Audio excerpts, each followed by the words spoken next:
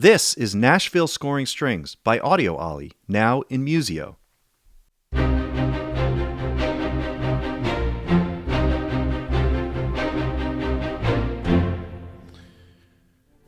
Nashville Scoring Strings was recorded at the iconic Ocean Way Studios, right there in the heart of Nashville.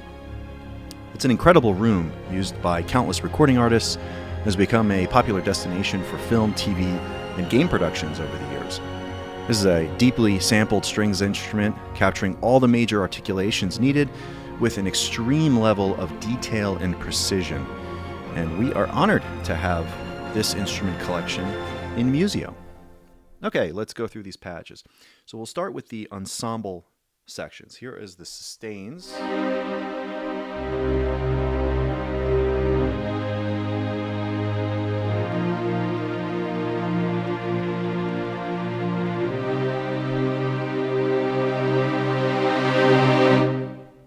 Everything is controlled by the usual mod wheel, right? So as well as expression or CC7 volume, however you like to work.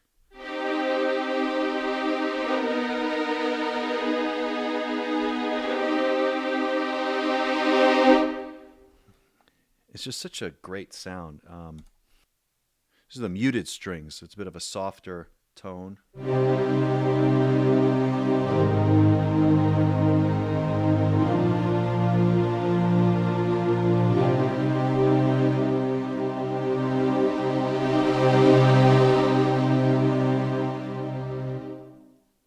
And here's a bit of the higher range.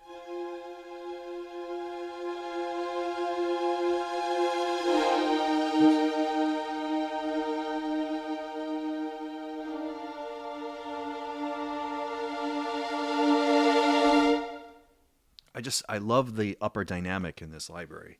It's very important to have that. Okay, here is spiccato strings. It's kind of what I started the video with.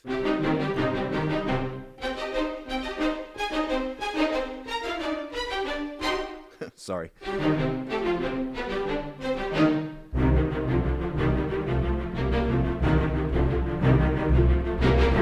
It's great.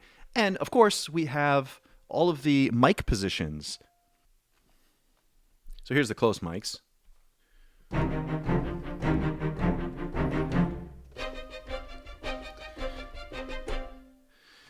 then we have the decatry.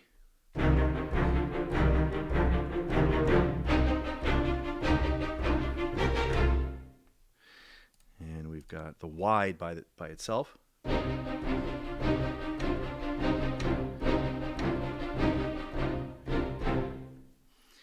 And the surrounds. And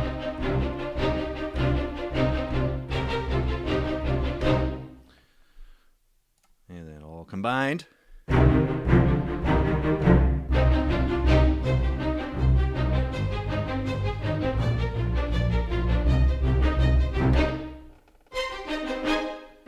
So,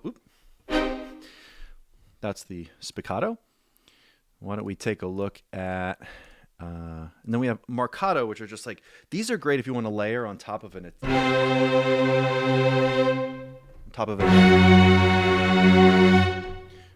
attack of some kind. And of course, pizzicato is an essential, instrument.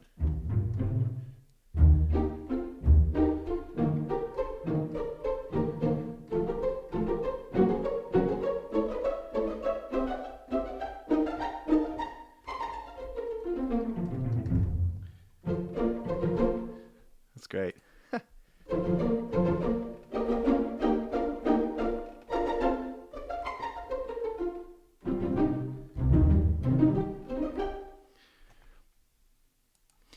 I just have to say, it's so nice to have additional string libraries, because sometimes you get so used to your string library that you have, and the same old sound. And it's really good to mix things up a little bit and even layer this with other string libraries. Is legno. For those you don't know, a string has a bow, and if you turn it around, there's a wood side, and if you just hit it against the string, Col legno means with the wood of the bow.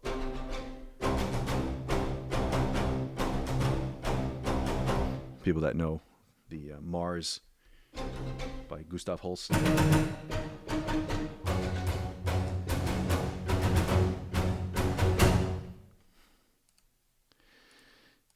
And here are the harmonics. This one's really cool. Let's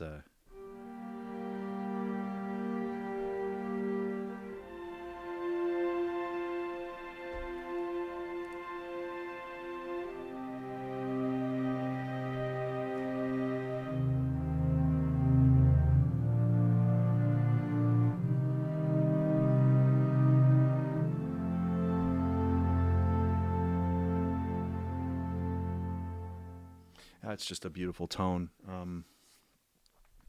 especially if you really layer it with a nice reverb. It just blends together so nicely. Here's the tremolo. This is essential.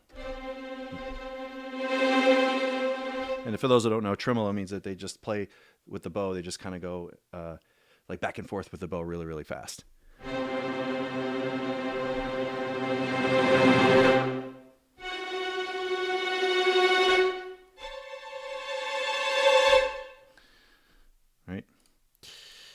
And then you have two different kinds of trills. This is where the player will do either a half step, which is the two closest notes, or a whole step. In this case, we've got the this is the half step trills.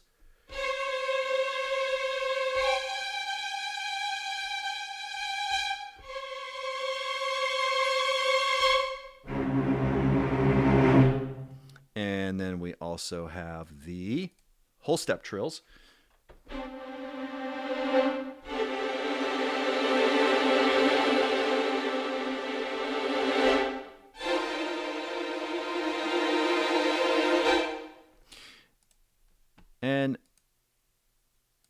And so that's a quick run through of the ensemble patches.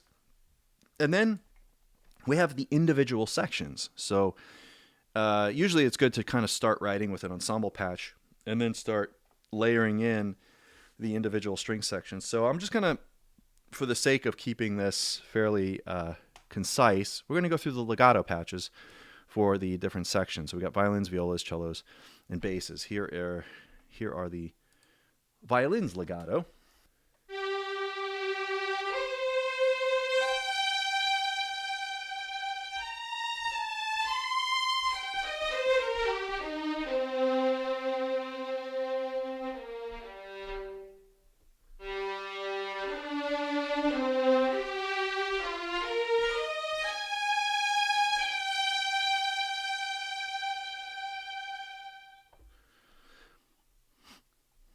And then we also have the viola.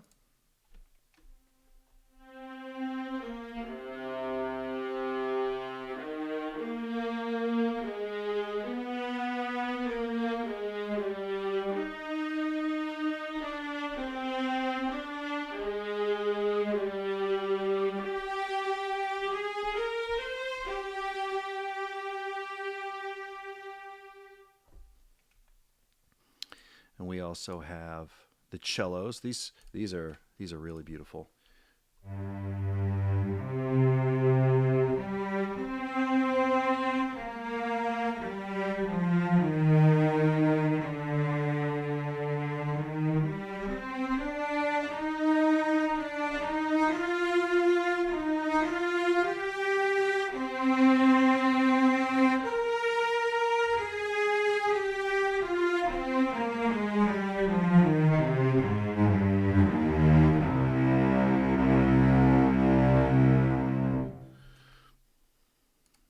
And then finally we have, these are the basses. Let me go down to the low C there. Man, they really captured the bass on this. I hope you're listening with good headphones.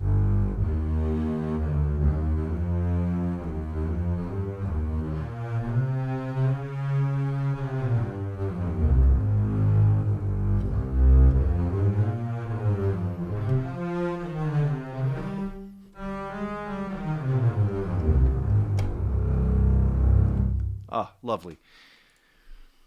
Well, that's a quick rundown of this incredible library. And one of the things you'll see that they did, because these are what they call half sections, which is, I'm glad they did that, because too many string libraries, they have, they can have 30 people playing one single note. And then when you play a chord, you end up playing, like if it's a 3-note chord, you've got 90 people playing it. And while that might be a really good sound if you're going for that hyper production style, it's not very realistic. So they have these smaller sections. But if you wanted to stack, they included, if you see, many of these have the B next to them, which are an additionally recorded material that layers perfectly with the original patches. So let's say I wanted to have the strings ensemble, the sustain. I can also load up the strings ensemble B sustain, and then layer those two together, and then you have that big lush sound that you might be looking for. But I think you get pretty far with just sticking to the original patches and playing chordal stuff that way. So I thought that was really clever, and that's a way of handling. A lot of people ask for divisi, but sometimes divisi, and with all of the scripting required, it can become very impractical. So this is a way to get around that for people that just want to write real quickly and just get the job done and not have to tweak everything. And we did a good job of capturing the original interface. The original interfaces in the other format and contact format were very straightforward and simple, which I'm a huge fan of. So we were able to transfer a lot of that over to the Musio interface, and these are pretty one-to-one port from the original patches. So I think you'll really enjoy the Musio versions. There you go. Thanks for watching. Bye-bye.